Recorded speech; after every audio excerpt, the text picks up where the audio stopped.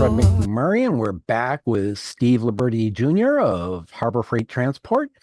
Today, we're talking about the ways to protect your cargo when you're shipping internationally. Could run into hurricanes, could run into icebergs, pirates. Those are the big ones that come into my mind, but there's probably about 90 other ways you need to protect your cargo from harm when shipping. Steve, you're the expert. Instead of me just opening my mouth, let's hear what you got to say. How do you protect your cargo from the rigors of international shipping? Sure. Hi, Fred. Good to see you again this week.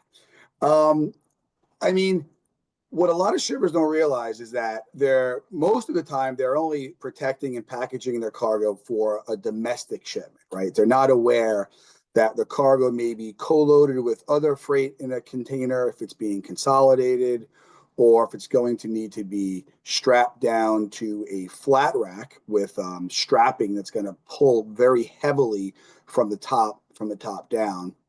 They may not also be aware that it might be exposed to weather, right? Could be, if it's on the flat rack, could be it's going to be outside. So rain, snow, and sometimes even in a container, if something is moving from the north, below the equator south or vice versa, you have a lot of temperature swings, right? When it's summer up here, it's winter down in South America. So you have these wild temperature swings that could cause maybe some condensation in the container.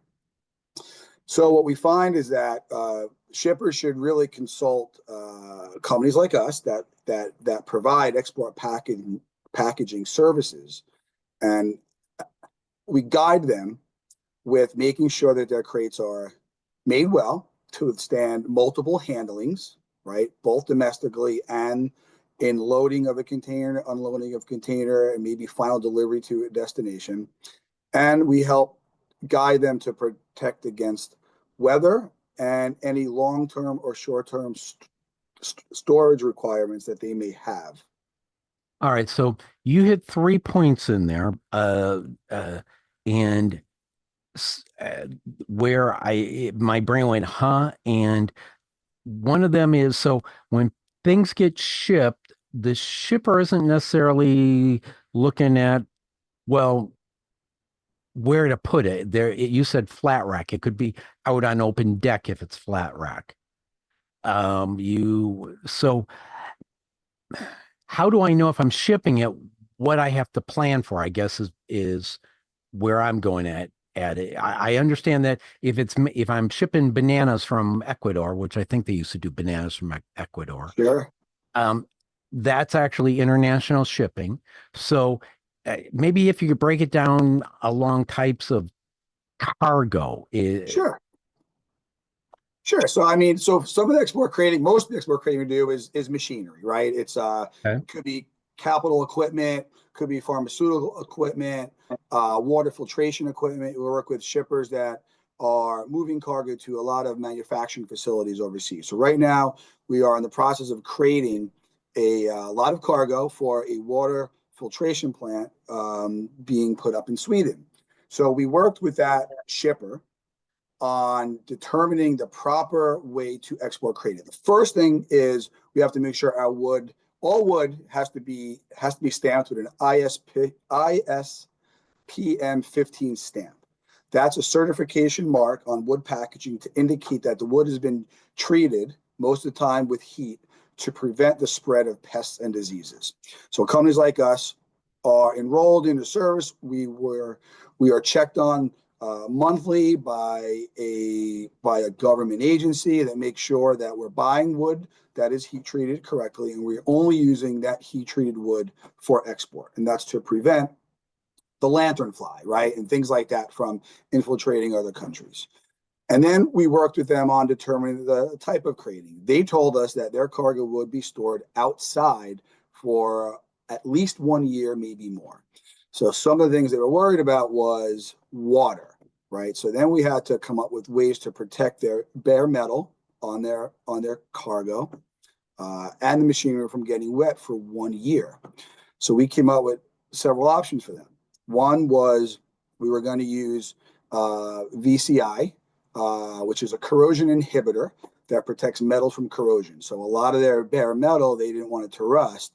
So corrosion inhibitors can decrease the corrosion rate of bare metal. And they come in various forms, right? They wanted a mixture of spray on oil on the bare metal, and then they wanted their cargo heat wrapped. So we heat wrapped it with a marine plastic wrap that's also coated with VCI. And that's like what you see on a boat. If you've seen a boat with this white plastic film on it and it's shrunk really tight around it, it's exactly the same thing, only we use heat wrap that is coated with the VCI material to help stop the spread of corrosion. So I'm going to go back to uh, so you hit two very important things there that honestly I'd never thought about. One is wood and the ability to transfer. I'm going to assume any type of insect in it, as well as like disease. Can, if not treated correctly, could some type of disease get embedded in the wood, or is it more insects and seeds? Yeah, it's more insects and seeds. I don't think they're worried about the next coronavirus coming over in wood material. I think it's more, I guess you never know, right? Yeah, it's more The bugs. first to have come up with that. You never know. All right. So then the other thing I had never contemplated is bare metal. So one of the things that Harbor Freight will do is actually treat that with a, you said a plastic uh, type of, So, I mean, various forms. I mean, we're using a corrosion inhibitor, right? It's called VCI, and that just refers to any material that protects metal from corrosion, and that comes in various forms. So we will use liquid form, right? So we will, like, based on the customer's requirements and needs, right? We have to make sure that we're within their spec. We don't want to ruin. So we discuss this with them. Some will allow us to brush on an oil coating of this VCI on their bare metal, right? And then we can either do that alone or use that in conjunction with another type of VCI, which is usually a plastic wrap, a heat wrap. In this case, this water filtration plant that we're working on, it was a heat wrap. So it was a marine wrap like you'd see on the boats, only that was coated, the inside of that was coated with this chemical compound that will also help slow rust from forming. so people will ship stuff because you said this company, you'd be shipping parts. I think you said to to somewhere in Europe, and literally that stuff is going to be sitting on the ground for a year before they start to use it. Correct. Yeah, they wanted a lot of that had to do with tariffs and various other reasons, but they wanted to get it out You, and get it in Sweden now. Yeah, yeah. So we're rushing to get it over there, even though they're not really ready for it yet. They want to get it there, and it will be stored outside for a year. Yes. wow. So what's the weirdest thing you've had to come up with custom packaging for or custom crating for? I mean, I don't necessarily know if we've had anything weird here. It's just, been a lot of from small to large, a lot of pharmaceutical, like I said, a lot of capital equipment. I mean, I wish I had something interesting to tell you about weird. Um, Vehicles, we actually, it's been many, many years, I guess, but we had this really cool Ford. It was a car for the car show. We had to crate a car with a ramp that could be lowered so that they can pull the car in and out of. A multi-use crate. They wanted to use it over and over again, ship it all over the world. But off the top of my head, I can't think of anything really weird that we've created. We'll take a car. I've never, every time I've seen pictures of cars, they're always out, and I never think of them being crated. Well, Um, this was a concept car. This was something that they want people to see it, and it was a very high value, one of a kind concept car. so looking at the industry and without naming any names, what's the worst practices? You know, which we always talk about best practices, but what's I'm going to say the worst thing you've seen in other companies shipping? Oh God, a lot. I'm gonna be honest with you. From small to big. I mean, from like something so simple and minor as a shipper that ships bags, right? We have right now we have in our warehouse bags of a whey powder, right? So it's a white powder. It's in paper bags, and they're just laying on a pallet, and it's paper, right? They overhang the sides of the pallet. If you never know what a pallet, it's slats of wood. The paper kind of goes down in between with all the weight, and they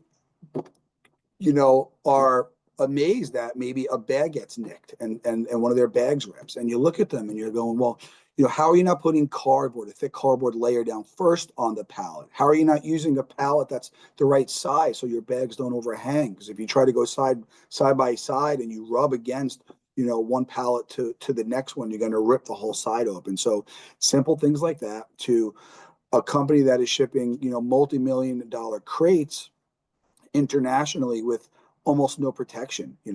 A skid or a base that is flimsy, you go to lift it with a forklift, and it falls apart.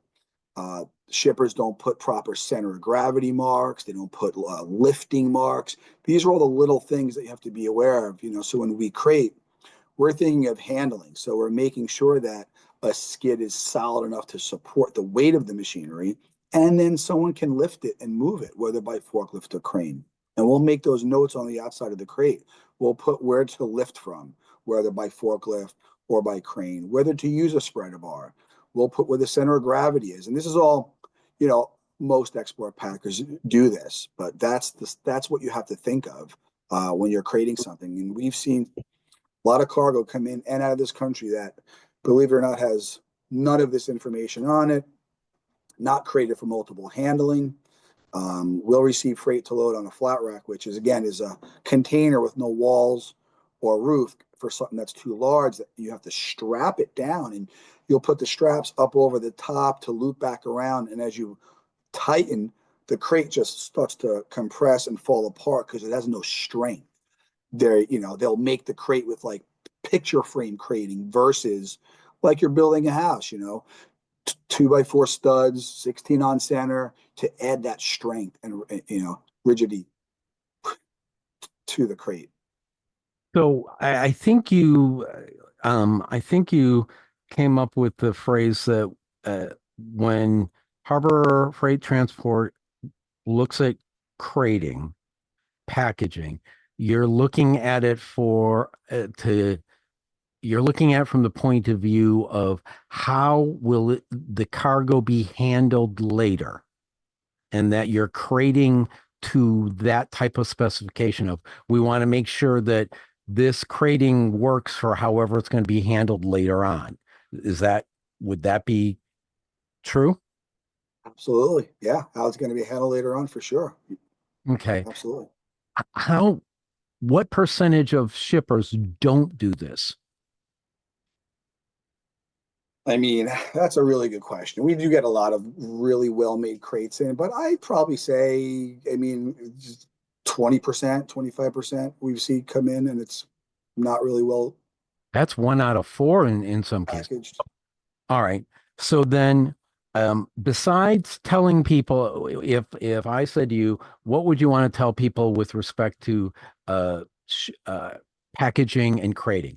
Besides telling them to give you a call, because Harbor Freight Transport can help, and we know that. That was going to be my first thing to say, but okay. So I got you. I knew it would be. So Harbor Freight can help. What else would you tell somebody that is, let's say, shipping? They haven't been happy with their past shipping company. What would you tell them to look at besides give us a call as they're getting ready to ship their next shipment? I would say try to use common sense and think about not just how to get it out of your facility if you're a shipper, right? Don't just think once it leaves your dock, it's not your problem anymore, or let someone else worry about it or handle it. But think about how it's going to be handled down the line. Really, and consult an expert, consult, if not us, someone, a freight forwarder that is well versed and familiar with handling, out of gauge or project cargo or machinery, Reach out to them and ask them questions about the whole process and where it's going to go, and understand where it's going to go. In this case, Sweden, outside for a year. Think about the elements that's Yeah. going to be. It's going to have to withstand for a full year, right? So think about your own machinery too. Wow. I just heard you say that I just Stephen Covey's "Begin with the End in Mind" just flashed in my head as you were talking about that of I need to make sure it's not I get it out my door.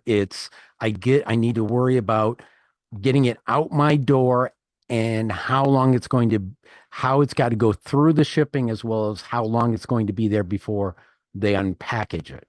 So if I've got products I'm shipping, I need to be thinking about where it's going and how long it's going to be sitting there because it's got to be usable when they break it out of the shipping. Exactly. All right.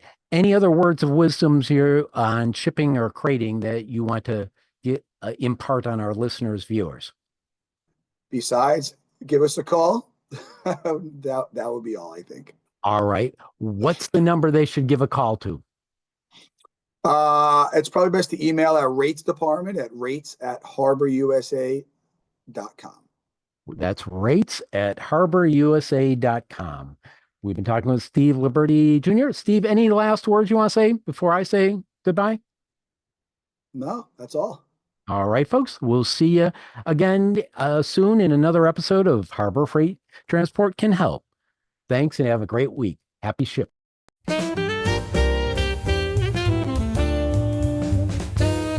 Rolling in like the steel tides roar, engines echo through the iron shore.